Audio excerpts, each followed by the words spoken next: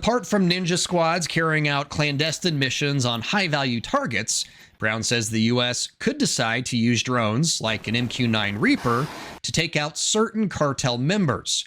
Sort of how, like during his first term in office, President Trump ordered the strike on Qassam Soleimani, an Iranian terrorist leader who was blown up while in Iraq. When we did that to him, I mean, Iraq got mad, but nothing happened, right?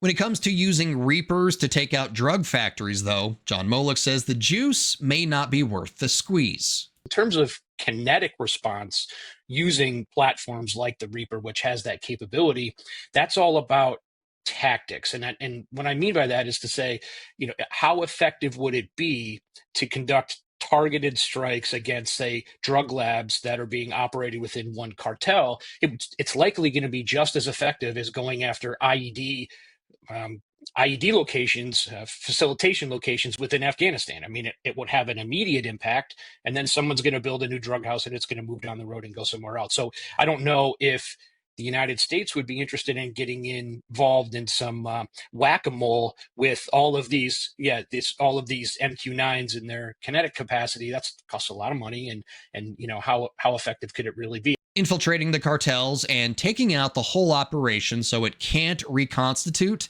would be one way of dealing with the cartels, but protecting the identities of any Americans involved in those operations would be vital.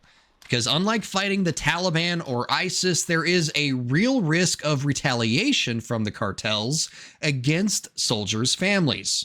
The criminal organizations are obviously very well funded and operate vast networks. So if a soldier's identity is discovered, the cartels absolutely have the means to act on that information. But there again, doing so may actually put the cartels in a more precarious position with the U.S. military than they already are. The cartels are a little different than other organizations we've dealt with throughout the world. Other organizations are looking at potentially becoming nation states, taking control of land from other areas, and that's not what the cartels want. The cartels are like gangs and organized crime in the United States. They want to make money, and the only way to make money is if nobody is paying attention to them. And so if they conducted some type of operation so drastic, like killing innocents with RPGs across the border, you're going to bring the full-fledged might of the United States potentially against your operations, and now you can't make money.